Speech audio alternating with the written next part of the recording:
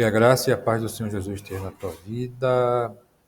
Vamos dar continuidade à nossa aula, nosso curso de teologia. Hoje vamos falar um pouco sobre o período interbíblico entre os testamentos,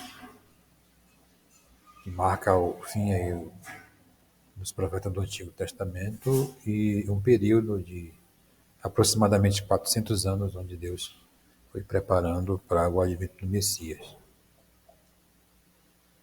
Esse período ele vai tratar de eventos que ocorreram entre o fim do Novo Testamento, do Antigo Testamento, e o início do Novo Testamento. E vai aproximadamente de 424 a.C. até 5 a.C.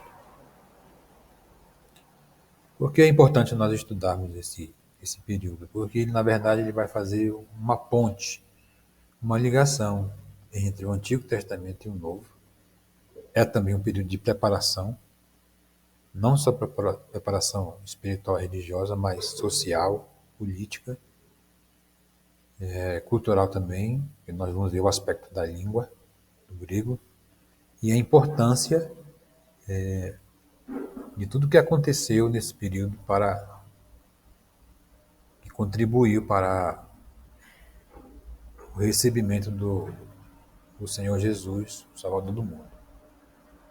Então nós temos aí algumas razões, um fundo bastante importante histórico, o tema da cultura também, que nós vamos analisar alguns aspectos da cultura, principalmente a língua e a cultura helênica, né?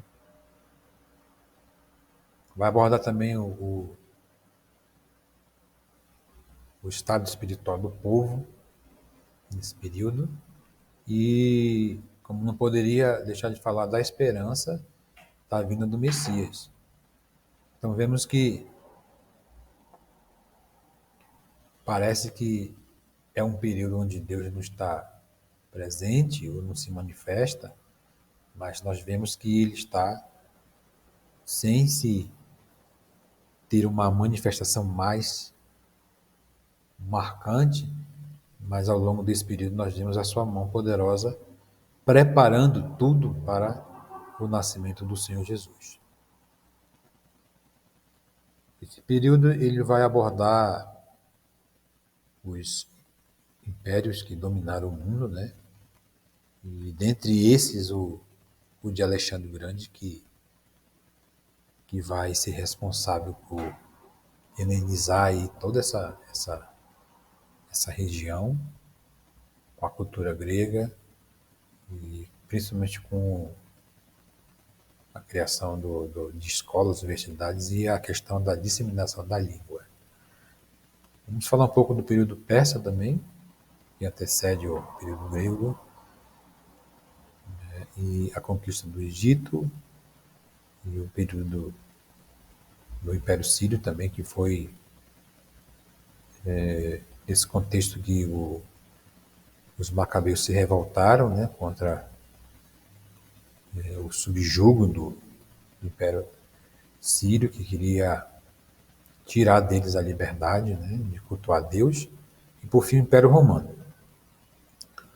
Então o primeiro aqui vai de 430 a.C., né, onde a Judéia estava sob o jugo da Pérsia, domínio pérsico, né. Foi profetizado pelo profeta Daniel, que a Pérsia venceu a Babilônia, se estabeleceu, ainda quando os judeus estavam no período do exílio, né, mas agora estavam retornando, e foi um período onde os judeus tiveram um pouco de tolerância para desfrutar dos seus direitos aí religiosos, né? Eles tinham uma considerável liberdade. Temos aqui alguns dos reis, podemos destacar Artaxerxes, né? Sobre seu governo, Neemias ele voltou e reconstruiu Jerusalém. Depois nós temos aí o Xerxes II, Dário, Artaxerxes II, que continua como Memnon, Dário III, né? E sobre o governo desse Dário III que o Império Persa caiu. Caiu através das mãos de Alexandre, né? Conhecido como Alexandre Macedônico, Alexandre o Grande,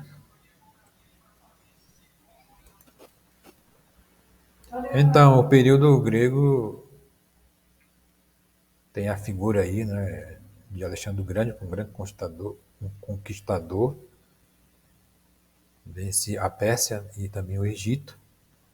E aqui é importante frisar a expansão da cultura helênica, né, e não só da língua, do comércio, né, mas ele estabelece as bibliotecas, né, como em Alexandria. Existe o Farol de Alexandria, também conhecido na história antiga, mas na verdade era a biblioteca, né, e as universidades. Então, ele não somente foi um grande conquistador, né, um homem de guerra, de conquista, mas ele também se preocupava muito com estabelecer a cultura grega.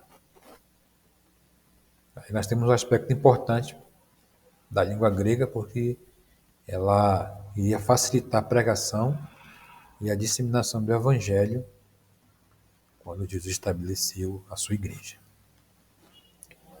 Depois da morte de Alexandre, o império se divide em quatro, né? A gente estuda um livro de histórias aí.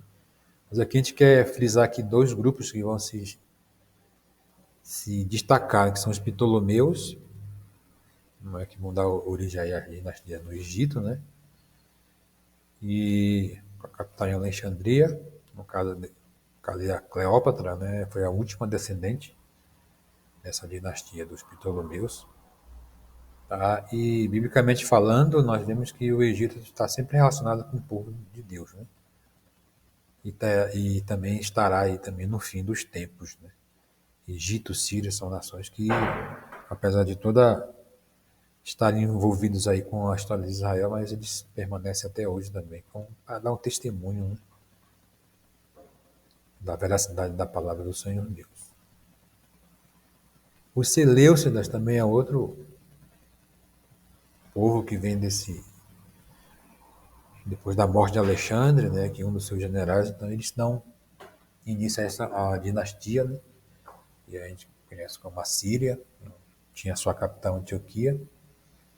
Dentre os seus governantes, podemos citar Ptolomeu Filadelfo, esse que ordenou a tradução da Septuaginta, né? A Septuaginta, para quem não sabe, é a tradução da Bíblia do hebraico para o grego, porque ele não tinha lá na sua biblioteca em Alexandria, então ele pediu que seus conselheiros aí, as pessoas seus escribas responsáveis aí pela produção dos livros, né, contatasse e então os líderes da nação judaica enviaram os 72 sábios, né, escribas, para fazer essa tradução. Vamos falar agora de Antíoco Epifânio, né, e os Macabeus. Eles foi também um dos imperadores desse período, e seu nome significa Deus Manifesto. Ele tentou helenizar a Palestina, porém ele encontrou a resistência dos Macabeus, né? Instalou a adoração a seus deuses, aos deuses do panteão grego. E, infelizmente aí matou muitos judeus, né? E também outra parte os escravizou. Mas então, como Deus sempre levanta os seus fiéis, né? Os seus remanentes, os remanescentes, nós temos a figura aí de Judas Macabeu, né? Conhecida como Matatias, que ele vai se levantar contra o Império de Epifânio, porque eles não queriam aceitar esse subjugo, né? E principalmente tirar sua liberdade de adorar a Deus. Seus filhos Judas, Jonas, Simão, e depois eles irão continuar dinastias aí, né? A dinastia dessa família, que é conhecida como Asmoneanos, por causa de Asmon, que foi bisavô de Matatias. E Judá Macabeu tinha esse nome, que era um apelido, né? Que significava martelo, que foi conferido a ele. A revolta dos Macabeus foi uma revolta armada, né? Onde eles venceram os sírios e eles recuperaram a sua liberdade, tanto social como religiosa, e também reconstruíram o templo. Então eles se manteram fiéis à lei de Deus, aos mandamentos e aos costumes e a tradição religiosa que ele tinha recebido desde seus bisavós. Nesse período também que o surgimento e o fortalecimento dos dois grupos que vão ficar muito conhecidos dentro do judaísmo, que são os fariseus e saduceus. Por fim, vamos falar aqui do último império, né, que é o Império Romano. Os filhos de Judas Macabeus levaram a dinastia aí judaica, dos líderes judeus, até o ano de 63 a.C., até que os romanos começaram a dominar. Dentre os líderes romanos aqui, nós vamos destacar Herodes, né, que era filho de Antípater, e ele começa a governar a Galiléia em 37 a.C. Esse mesmo foi aquele que ordenou a matança dos inocentes com o intuito de matar o possível rei dos judeus que iria nascer. Isso foi a parte ruim dele. Agora vamos falar aqui de algumas coisas que também contribuiu para a chegada do Messias. Ele reformou o templo, né? Ele edifica a fortaleza Antônia, ele edifica a cidade de Cesareia, que se torna o quartel-general do Império. E foi no seu reinado que nasceu o Senhor Jesus, né, o Salvador do mundo. Vamos falar agora sobre alguns grupos religiosos que existiam nessa época. Desde o período macabeu já surgiu aí esse fortalecimento dos dois grupos principais, né, que eram os fariseus e saduceus. Os fariseus, quem eram os fariseus? Os fariseus eram nacionalistas, né? Eles eram os homens extremamente zelosos pela lei e eles faziam parte da elite religiosa. Eles acreditavam na ressurreição, acreditavam nos anjos. Os saduceus não acreditavam nem em anjos nem em ressurreição. Eles eram da elite sacerdotal e política, e eles também eram helenistas, eles tinham uma tendência aí a gostar da cultura grega. Os essênios foram um grupo de extremistas religiosos dentro do judaísmo, né, separatistas, que decidiram viver isolados totalmente de tudo. Eles também foram importantes porque na região que eles habitavam ali, perto do Mar Morto, a sua comunidade, eles foram encontrados os manuscritos do Mar Morto, que são as cópias, né, vamos dizer assim, as cópias semi-originais, né, as cópias fiéis aos manuscritos originais, que eles, devido à perseguição que teve nos anos subsequentes, se isolaram para manter também a vida religiosa, a vida em comunidade e os escritos da lei do Senhor Deus, que eles tinham recebido de Moisés, servo do Senhor. Herodianos era um grupo também que esperava, né, que tinha a esperança que Herodes fosse restaurar a nação. Né? Eram fiéis a Herodes, a suas dinastias. E por fim aqui, o grupo dos Zelotes, né?